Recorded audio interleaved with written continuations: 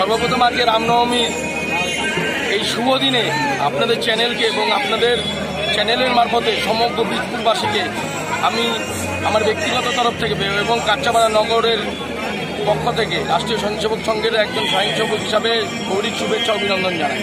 আর আপনাদের এই র্যালি কোথা থেকে হবে, আজকে কোথায় গিয়ে শেষ হবে? আমাদের র্যালি প্রত্যেকবারই সার্কাস ময়দান থেকে হয়, বাগমোড়ে গিয়ে শেষ হয়। তো এবারও তার ব্যতিক্রম নয়, এবারও তাই সেটাই হচ্ছে। এবং আজ এই বীজপুরবাসীকে কি বার্তা দেবেন আজকের দিন থেকে? বীজপুরবাসীকে আমি একটাই বার্তা দেব, সমস্ত হিন্দু এক হও। ভারতবর্ষ তথা কাচ্চাপাড়ার বীজপুরের সমস্ত হিন্দু ভাইরা এক হও। ভারতকে বিশ্বগুরু বানাতে গেলে সমস্ত হিন্দুদের এক হতে হবে এবং সেটা সম্ভব এবং আগামী দিনে সেটা হবে, এটা আমার দৃঢ় বিশ্বাস। আপনার নাম? আমার নাম হীরা মণ্ডল। আপনারা জানেন যে সব আমার ভালো নাম অমিত মণ্ডল, কিন্তু সবাই হীরা বলেছেন। দেখুন, আজকের দিন হিন্দু সনাতনী হিন্দুদের জন্য এক পবিত্র দিন। তবে একটা সময় দাঁড়িয়ে যে রাজনৈতিক দল, যদিও আজকে রাজনীতি নিয়ে কথা আমরা বলি না, তাও বলতে হচ্ছে যে একটা সময় যে রাজনৈতিক দল বাংলায় শাসন করত, এই রামনবমীকে তারা ছোট করে দেখে। আজকে গর্বের ব্যাপার যে সমস্ত রাজনৈতিক দল তারা আজকে বিজেপির মতো তারা রামনবমী শোভাযাত্রা বার করছে।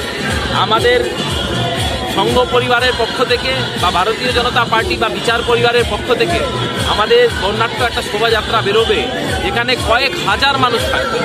আজকে মানুষ রামজি যে 500 বছর পর ওনার মন্দির আজকে স্থাপিত হয়েছে এই ভারতবর্ষে, সবার মুখ চওড়া হয়ে গেছে।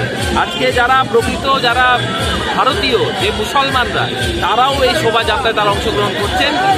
এটাই হচ্ছে আমাদের নৈতিক জয়। কোথা থেকে কোথা অবধি হবে আপনাদের র্যালিটা? এটা সার্কাস ময়দান থেকে বাগমোড় অবধি হবে। এবং যখন এই র্যালি বা এই বর্ণাঢ্য শোভাযাত্রা যখন তার আকার যখন ছোট ছিল, তখন থেকে নিয়ে আজকে কয়েক হাজার মানুষ, এই যে যাত্রা, এই যে কয়েক বছরের যাত্রা, এটা আমাদের চলে গেছে, আগামী কয়েক বছর এটা চলতে থাকবে।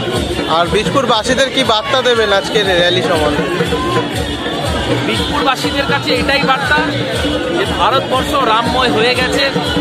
আগামী দিন অখণ্ড ভারতকে গড়বার লক্ষ্যে এবং ভারতবর্ষকে হিন্দু রাষ্ট্র গড়বার পক্ষে সকলে একসাথে আসে।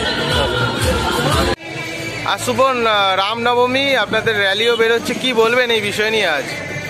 দেখুন, প্রথমত বলি, আজকে এই পদযাত্রা কি শোভাযাত্রা নিয়ে আমাদের বলার কিছু নেই। আজকের এটা সারা ভারত জুড়ে, সারা বিশ্ব জুড়ে হচ্ছে। আজকে রামনবমী, প্রভু শ্রীরামের জন্মদিন, ঠিক আছে? সেটা আমরা সারা অল ওভার বিশ্ব জুড়ে আমরা এটা পালন করে থাকি। দিকে দিকে আপনারা জানেন যে দিকে দিকে আমাদের সব শোভাযাত্রা বেরোয়।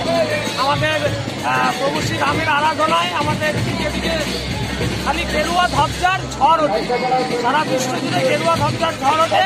তার ব্যতিক্রম কাঁচরাপাড়াও নয়। কাঁচরাপাড়ায় বিগত বছরও রামনবমী উপলক্ষে শোভাযাত্রা, বর্ণাঢ্য শোভাযাত্রা বেরিয়েছে এবং এবছরও আমাদের কাঁচরাপাড়া নগরের পক্ষ থেকে এবছরও আমাদের শোভাযাত্রা বেরোচ্ছে। তার চিত্র আপনারা দেখতে পাচ্ছেন, কত সংখ্যক মানুষ বর্ণাঢ্য শোভাযাত্রা অংশগ্রহণ করেছে।